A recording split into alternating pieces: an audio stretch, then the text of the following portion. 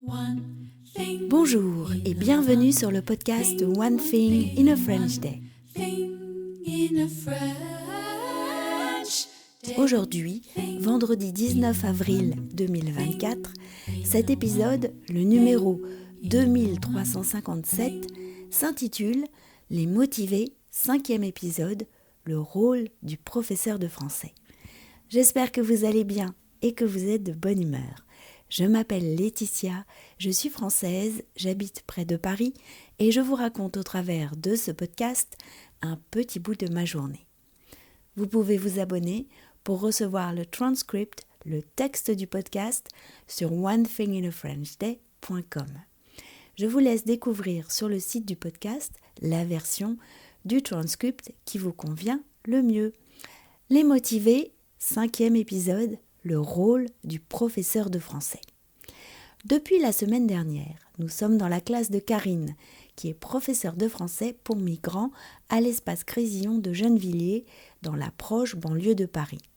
Sa classe, les motivés, m'a accueilli pour quelques séances d'enregistrement.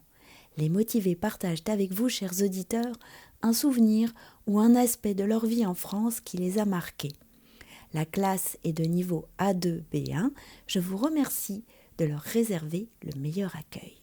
J'ai aussi rencontré Karine pour qu'elle nous présente son métier et son travail au sein de cette classe. Ainsi, dans ce 5e et dernier épisode, Karine va aborder son rôle de professeur de français dans sa classe et la difficulté parfois de rester purement dans ce rôle. Ce sera aussi l'occasion d'écouter Ouria, pour qui le français est une opportunité, celle de réaliser son rêve de vie en France. Ensuite, Fatma, qui aime beaucoup sa professeure et qui explique dans son texte ce que permet la maîtrise du français. Enfin, le mot de la fin sera pour Larabas, qui vous délivrera son mot de passe pour la France. Justement, est-ce que c'est difficile de rester purement dans le rôle de professeur de français ? C'est ma plus grande difficulté.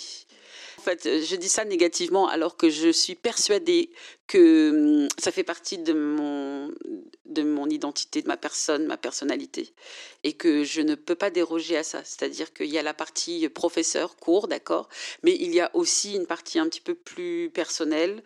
Pour moi, l'essentiel, c'est le regard que je porte sur eux. Et je suis déjà extrêmement contente d'avoir un regard très neutre, en fait. Quelle que soit l'histoire, quelle que soit la situation, quel que soit le pays d'origine, quel que soit le français qui est proposé, mon regard est neutre. Enfin, en tout cas, je le souhaite le plus neutre possible. Mais par contre, ce qui n'est pas neutre, c'est l'existence de cette personne en face de moi. C'est-à-dire que j'aime leur dire que je suis très fière et que et qu'ils sont courageux. Et donc, j'ai trouvé comme solution ma posture de professeur et le vous que je garde depuis mes 28 ans de travail, malgré quelle que soit la personne et l'approche que j'ai avec la personne, ça sera, je dis toujours vous.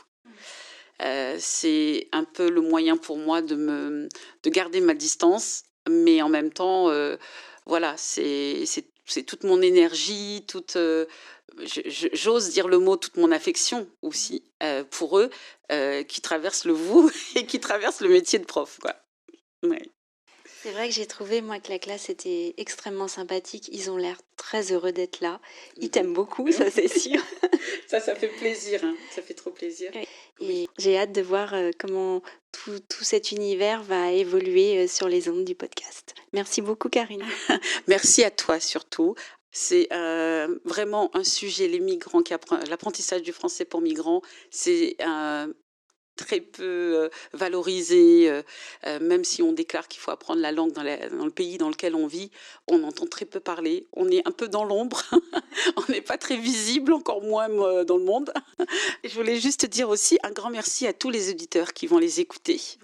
Merci mille fois de les écouter et puis de prendre le temps d'entendre les histoires qu'ils ont envie de vous raconter sur leur impression ici. Merci Karine, à bientôt. À bientôt.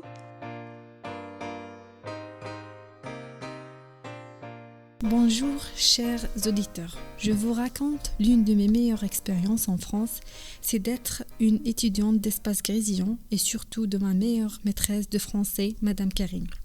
D'apprendre le français, c'est obligatoire pour exprimer, pour discuter et pour continuer ta vie dans ce pays, il faut maîtriser sa langue.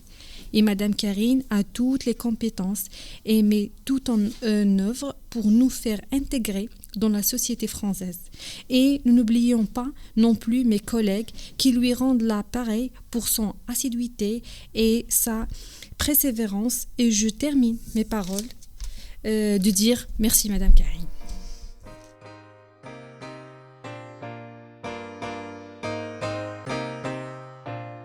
Bonjour Issali, chers auditeurs. Je me nomme Larabès, ma nationalité mauritanienne. Pour moi, la France, c'est un pays qui compte de nombreux lieux touristiques. En plus de ça, la société française est civilisée. J'apprécie les cultures et les peuples. Le 6 juin 2022 était mon premier jour ici. Les mois se sont déroulés et j'étais surprise par les réseaux de transport et la gestion des rendez-vous par les administrations. J'étais impressionné par ces musées, ces bibliothèques, ces jardins, ces universités. Et finalement, je ne peux pas oublier la générosité de la France et j'ai resté mémorisé comme un mot de passe, vive la France.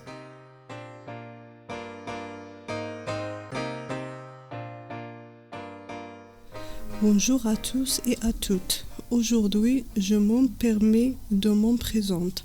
Je m'appelle Auria Qatar. Je travaille comme vendeuse au sein d'une boulangerie depuis 2017. En effet, je suis du Maroc. Je suis en France en 2017 avec mon mari. Par la suite, j'ai un premier bébé en 2017. Et le second en 2022, j'ai rejoint la France car ça a toujours été mon pays de rêve.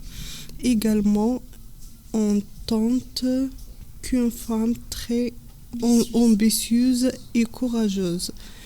C'est pourquoi je suis là aujourd'hui pour apprendre la langue française, qui pourrait peut-être m'aider à réaliser mon objectif.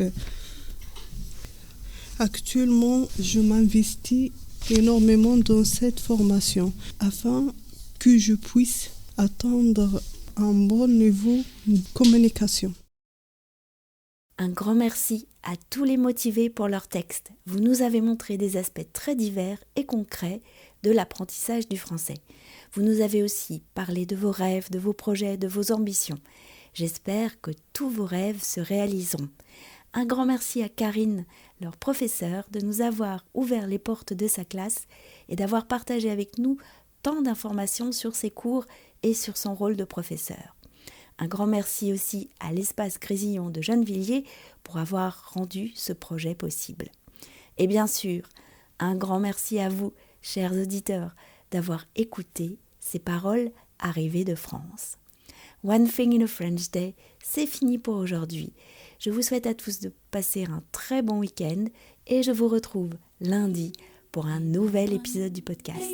À bientôt, au revoir.